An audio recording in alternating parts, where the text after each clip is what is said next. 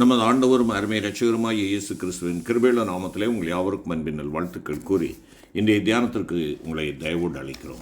இன்றைய தியான பகுதி எரேமியாவின் புஸ்தகம் 1 அதிகாரம் 11 முதல் 19 வசனங்கள். தியான வசனம் 1 அதிகாரம் 18 வசனம். எரேமியா 1 அதிகாரம் 18 வசனம்.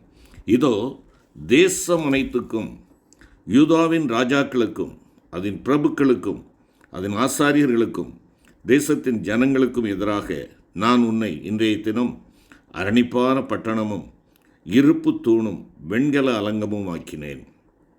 நான் உன்னை இன்றைய தினம் அரணிப்பான பட்டணமும் இருப்பு தூணும் வெண்கல அலங்கமும் ஆக்கினேன். அருமையான சகோதர சகோதரிகளே, ஊழியனை தெரிந்தெடுத்த ஆண்டவர், கருவிலே கண்ட தேவன் தேவ அழைப்பை கொடுக்கிறார், தெய்வீக ஆணையை கொடுக்கிறார். தேவ வார்த்தை பேசும்படியாக அவனுக்கு கட்டளை கொடுக்கப்படுகிறது. அபிஷேகிக்கிறார், கடிந்து கொள்ளுகிறார். நான் அழைக்கிற பணிக்கு என்னால் முடியாது என்று சொல்லாதே என்று சொல்லி கடிந்து கொள்ளுகிறார். இதை நாம் தியானித்தோம். அப்படி அழைக்கப்பட்ட அந்த தேவ ஊழியனை ஊக்குவிக்கின்ற தேவனை குறித்து கடந்த நாளிலே நாம் தியானித்தோம். ஊக்குவிக்கின்ற தேவன் 2 தரிசனங்களை கொடுத்து ஊக்குவிக்கிறார். 11 மற்றும் 12 வசனங்களில் அதைத்தான் பார்க்கிறோம். வாதுமை மரக்கிளை தரிசனம் முதலாவதாக கொடுக்கப்பட்டது. அதை நாம் கடந்த நாளிலே தியானித்தோம். அருமையான கர்த்தருடைய பிள்ளைகளை, ஆண்டவர் விழிப்போடு இருக்கிறார். உனக்கும் எனக்கும் அவர் போதுமானவராக இருக்கிறார். அவருடைய வார்த்தையை உண்மையாய் நிறைவேற்றிட அவர் உண்மையாகவே உயிருள்ளவரும் தம்முடைய வார்த்தையை நிறைவேற்றிட விழித்திருந்து உனக்கு பலப்படுத்துகிறவருமாக இருக்கிறார் என்பதை குறித்து தியானித்தோம். ஆம், ஊக்குவிக்கும் தேவன் அங்கே சொல்லப்பட்ட அந்த 2 தரிசனங்களில் 2வது தரிசனத்தை இன்று பார்ப்போம் என்றால் 13 வசனம். 1:13. கர்த்தருடைய வார்த்தை 2ஆம் தரம் எனக்கு உண்டாகி அவர், நீ காண்கிறது என்ன என்று கேட்டார். பொங்குகிற பானையை காண்கிறேன், அதன் வாய் வடக்கே இருந்து நோக்குகிறது என்றேன். இங்கே 2வது தரிசனம் என்ன? பொங்குகிற ஒரு பானை. பொங்குகிற ஒரு பானையை ஆண்டவர் அங்கே காண்பிக்கிறார். இந்த தரிசனத்தில் நாம் அறிந்து கொள்ள வேண்டிய ஒரு சத்தியம் என்னவென்றால், இஸ்ரவேலுக்கு விரோதமான நியாய தீர்ப்பு அல்லது இஸ்ரவேலுக்கு விரோதமான தீங்கானது வடக்கே இருந்து வருகிறது. யூதாவை எதிர்த்து வரப்போகின்ற பாபிலோனிய படையெடுப்புகளையும் எருசலேம் முற்றுகை போடப்படுகிறதையுமே இந்த வசனம் தெளிவாக நமக்கு சுட்டி காட்டுகிறது. ஆம், இந்த 2வது செய்தி அதுதான். இஸ்ரவேலின் மீதான அழிவை பற்றியது இது. வடக்கே இருந்து ராஜ்யங்கள் வெப்பமாகவும் கொதிக்கின்ற நீரைப் போலவும் தேசத்தின் மேல் வருவார்கள் என்பதாக 4 அதிகாரம் 6 வசனம், 6 அதிகாரம் 1வது வசனத்திலே பார்க்கிறோம். ஜனங்கள் தெற்கே உள்ள எகிப்தின் ஆபத்தை கண்டு பயந்திருந்தார்கள். வடக்கே பாபிலோனியரின் ஆபத்தையும் அவர்களின் வலிமையையும் கொஞ்சமும் உணராதிருந்தார்கள். ஆனால் இங்கே எரேமியா வாழ்ந்த அந்த நாட்களிலே பாபிலோனுக்கு அதன் கூட்டாளிகளாக இருந்த மக்களுமாக சேர்ந்து யூதாவின் மேல் படையெடுத்து அவர்கள் வெற்றி அடைந்தார்கள் என்பதை நாம் இங்கே பார்க்கிறோம். ஆனால் தங்களை எதிர்நோக்கி வருகின்ற ஆபத்தை அவர்கள் உணராதவர்களாக இருந்தார்கள். அருமையான கர்த்தருடைய பிள்ளைகளே, தேவனுக்கு விரோதமாக நாம் செயல்படுகின்ற பொழுது ஆபத்து எந்த திசையிலிருந்து வரும் என்று சொல்ல முடியாது. அவர்கள் தெற்கே உள்ள எகிப்தை குறித்து பயந்து போயிருந்தார்கள், வடக்கே உள்ள பாபிலோனியரை குறித்து அவர்கள் கலங்காமல் இருந்தார்கள். ஆனால் ஆண்டவர் இங்கே ஒரு தரிசனத்தை காட்டுகிறார். வடக்கே இருந்து ஆபத்து வருகிறது என்பதை இங்கே காட்டுகிறார். காரணம் என்ன? எதற்காக தம்முடைய ஜனங்களுக்கு ஆபத்து வருகிறதை ஆண்டவர் விளக்குகிறார். இதை நாம் பார்ப்போம் என்றால், அவர்கள் தங்களுடைய தேவனை விட்டுவிட்டு மாயையை பின்பற்றினதினாலே இந்த அனைத்து தண்டனையும் அவர்கள் மேல் நிலையாத இடத்திலிருந்து வருகிறது என்பதை இங்கே ஆண்டவர் நமக்கு விளக்கி காட்டுகிறார். ஆம், பிரியமான கர்த்தருடைய பிள்ளைகளே, ஏன் தேவ ஜனம், தேவனுக்கு பரிசுத்தமாக இருக்க வேண்டிய ஜனம், தேவனை உண்மையோடு ஆராதிக்க வேண்டிய ஜனம், தேவனை மாத்திரம் பின்பற்ற வேண்டிய ஜனம் தேவனை விட்டுவிட்டு அந்நிய தெய்வங்களுக்கு பலிகளை செலுத்தி தங்களுடைய கைகளால் உண்டாக்கப்பட்டவைகளை ஆராதித்ததினாலே வடக்கே இருந்து ஒரு வல்லமையான எதிர்ப்பு, இல்லை என்றால் வல்லமையான ஒரு படையெடுப்பு, ஒரு ஆபத்து அவர்களை எதிர்நோக்கி இருக்கிறதை நாம் இங்கே பார்க்கலாம். ஆம், வழக்கமாக இஸ்ரவேலர்களுடைய காரியங்கள் இங்கே நியாயப்பிரமாண கட்டளை அவர்கள் மீறுவதுதான்.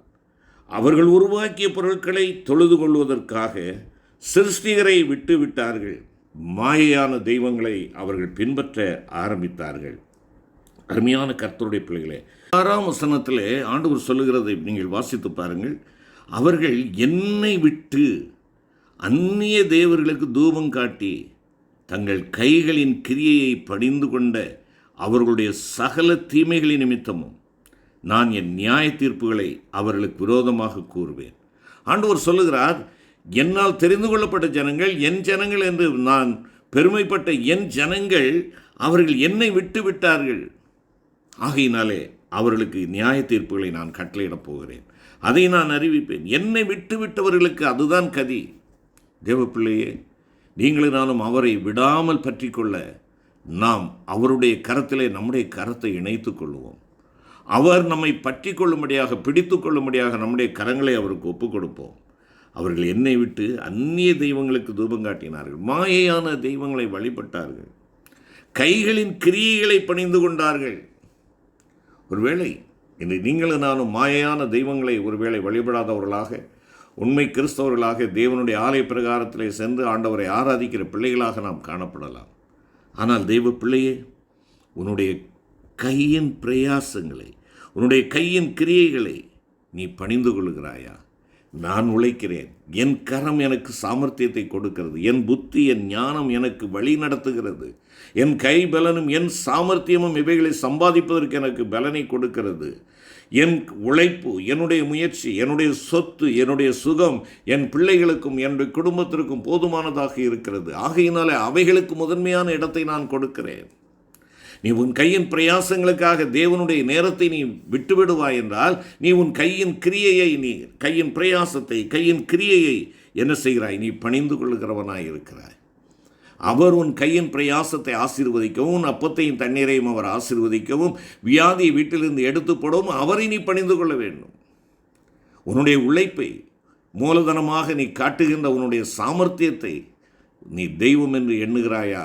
அருமையான தெய்வ பிள்ளையை, இன்றே உன் கையின் கிரியையை வழிபடுவதை விட, அதற்கு நீ முக்கியத்துவம் கொடுப்பதை விட, உன்னை அழைத்த ஆண்டவர், உன்னை ஆசீர்வதிக்கின்ற அந்த ஆண்டவரை நீ உறுதியாய் பற்றிக்கொள். அவரை மாத்திர நம்பி சார்ந்து நீ வாழும்படியாக அழைக்கப்படுகிறாய். என்னுடைய வருமானத்தை அல்ல, என்னுடைய வங்கி கணக்கை அல்ல, என்னுடைய உழைப்பினால் கிடைக்கிற ஆதாயங்களை அல்ல, என்னுடைய வட்டிகளினாலே கிடைக்கிற என் நன்மையான காரியங்கள் அல்ல, பிள்ளைகளின் மூலமாக எனக்கு கிடைக்கிற இத்தனை ஆசீர்வாதங்கள், இவைகளெல்லாம் அருமையான கர்த்தருடைய பிள்ளைகளை முதன்மையான இடத்தை பெறும் என்றால், நீங்களும் நானும் தண்டனைக்கு தப்பிக்கொள்ள முடியாது, தண்டனைக்கு தப்பிக்கொள்ள முடியாது. ஆம், ஆகையினாலே நான் இதை, இந்த தண்டனை அவர்களுக்கு கூறுவேன் என்பதாக சொல்லுகிறார். சொல்லிவிட்டு 17வது வசனத்திலே சொல்லுகிறார், ஆகையால் நீ உன் அறையை கட்டிக்கொண்டு நின்று நான் உனக்கு கட்டளையிடுகிறவைகளை எல்லாம் அவர்களுக்கு சொல். நான் உன்னை அவர்களுக்கு முன்பாக கலங்க பண்ணாதபடிக்கு நீ அவர்கள் முகத்துக்கு பயப்படாதரு. நான் சொல்லுகிறதை நீ அப்படியே சொல்ல வேண்டும். அதையா தீர்க்கதரிசி. தீர்க்கதரிசி என்பது ஆண்டவருடைய சமூகத்திலிருந்து வார்த்தையை கேட்டு அந்த வார்த்தையை உள்ளபடியே அறிவிக்கிறவன் தான் தீர்க்கதரிசி. ஜனங்களுக்கு நீ பயப்படாதே, ஜனங்களுக்கு முகத்தாட்சியை நீ காட்டாதே, முகத்தை பார்த்து நீ வார்த்தைகளை சொல்லாதே, முகத்தை பார்த்து நீ பிரசங்கம் செய்யாதே. இங்கே சொல்லுகிறார், ஜனங்களுக்கு பயந்து தேவ செய்தியை அறிவிக்க தவறுகின்ற பொழுது தேவன் தீர்க்கனை திகைக்க செய்வாராம். அதை எங்க சொல்கிறார்? நான் உன்னை திகைக்க பண்ணாதபடி நீ எச்சரிக்கையாயிரு என்பதாக சொல்லுகிறார். நான் சொல்லுகிறதை அப்படியே நீ சொல். பிரியமான தேவனுடைய பிள்ளையே, ஆண்டவருடைய வார்த்தைகளை அப்படியே ஏற்றுக்கொண்டவர்களாக, ஆண்டவருடைய வார்த்தையை ஆமென்றும் ஆமென்றும் உள்ளபடி நாம் அறிவிக்கிறவர்களாக நாம் இருக்கிறோமா? அதை பூசி மெழுகி அதற்கு எந்த ஒரு வேறு பெயர்கள் கொடுக்காது பாரு. என் தேவனுடைய சமூகத்தில் நான் பயந்து அவருடைய வார்த்தையை, அவருடைய கட்டளையை நான் கை கொள்ளுகிறவனாக இருக்கிறேனா? மக்களுடைய பரிகாசத்துக்கும் ஆளாக வேண்டும் என்று ஆண்டவர் அங்கே சொல்கிறார். நீ தவறான வார்த்தைகளை சொல்லுவாய் என்றால், தேவ பிள்ளையே, சத்திய வசனத்துக்கு அப்பாற்பட்ட வார்த்தைகளை நீயும் நானும் மக்களுக்கோ நண்பர்களுக்கோ சபைக்கோ நாம் வெளிப்படுத்துவோம் என்றால், நாம் ஆண்டவரால் திகைக்க பண்ணுகிறவர்களாக மாத்திரமல்ல, நம்மை திகைக்க வைக்கிறவராக மாத்திரமல்ல, மக்களுக்கு முன்பாக பரிகாசத்திற்கு ஆளாகிறவர்களாக காணப்படுவோம் என்று எச்சரிப்பு கொடுக்கிறார். முழுமையாய் கீழ்ப்படி, முழுமையுமாய் தேவனுடைய கட்டளைக்கு நீங்கள் நானும் கீழ்ப்படிய வேண்டும் என்று சொல்லுகிறார். ஆம் பிரியமான கர்த்தருடைய பிள்ளைகளே, ஆகையினாலே நீ கீழ்ப்படுகின்ற பொழுது, தேவனுடைய வார்த்தையை உள்ளதை உள்ளபடியே நீயும் நான் அறிவிக்கின்ற பொழுது ஆண்டவர் ஒரு வாக்குத்தத்தத்தை கொடுக்கிறார். அங்கே பாருங்கள், 18வது வசனத்தில் நாம் அதைத்தான் பார்த்தோம். இதோ தேசம் அனைத்துக்கும், யூதாவின் ராஜாக்களுக்கும், அதன் பிரபுக்களுக்கும், அதன் ஆசாரியர்களுக்கும், தேசத்தின் ஜனங்களுக்கும் எதிராக நான் உன்னை இன்றைய தினம் அரணிப்பான பட்டணமும் இருப்பு தூணும் வெண்கல அலங்கமும் ஆக்கினேன். இங்கே 3 காரியங்களை சொல்லுகிறார் பாருங்கள். இன்றைய தினம் அரணிப்பான பட்டணம், பாதுகாப்பான ஒன்று; இருப்பு தூண், வலிமை நிறைந்த ஒன்று; வெண்கல அலங்கம், உடைக்க முடியாத ஒன்று. ஆம், தேவனுடைய வார்த்தையை அப்படியே உட்கொண்டு அந்த வார்த்தையை அப்படியே மற்றவர்களுக்கு நாம் சொல்லுகின்ற பொழுது தேவன் கொடுக்கின்ற வாக்கு அதுதான். ஆம், உன்னையும் என்னையும் அவர் அரணிப்பான பட்டணமும் இருப்பு தூணும் நம்மை வெண்கல அலங்கமும் ஆக்குகிறார். எரேமியா ஒரு உணர்ச்சிமிக்க ஒரு வாலிபன் தான்.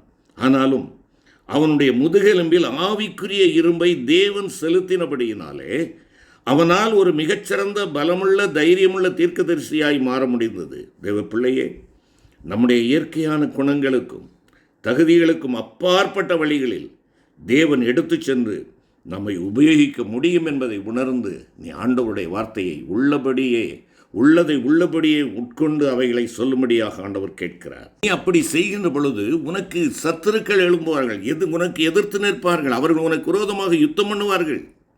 ஆனால் உன்னை மேற்கொள்ள மாட்டார்கள். நான் உன் கூட இருக்கிறேன், நான் உன் கூட இருக்கிறேன். தேவனுடைய வாக்கு தத்தமானது உறுதிப்படுத்தப்படுகிறது. 1 அதிகாரம் 6வது வசனத்தில் தன்னை குறித்து யோசித்து அவன் வெளிப்படுத்தின அறிக்கையையும் 18வது வசனத்தில் தேவன் அவனை எப்படி மாற்றுவார் என்பதும் இங்கே திட்டவட்டமாய் கூறுகிறது. நான் சிறுவன் என்று சொல்லுகிறான். நீ சிறுவன் அல்லப்பா, நீ தைரியசாலி, நீ பலசாலி, நீ அரணிப்பான பட்டணம், இருப்பு தூண், வெண்கல அலங்கம். உனக்கு எதிராக எத்தனை பேர் வந்தாலும் நான் உன் கூட இருக்கிறேன், உன்னை ரட்சிக்கும்படிக்காக. பிரியமான கர்த்தருடைய பிள்ளைகளே, தேவனோடு நீங்களும் நான் இருக்கின்ற பொழுது தேவன் நமக்காக யுத்தம் செய்கிறவராக இருக்கிறார். கிருபை நிறைந்த ஆண்டவரே, உமக்காக வாழ, உம்முடைய வார்த்தையை உட்கொண்டு உம்முடைய வார்த்தையை அப்படியே அறிவிக்கிறவனாய் காணப்பட நீர் உதவி செய்யும். இயேசுவின் மூலம் வேண்டிக் கொள்கிறோம் பிதாவே, ஆமென்.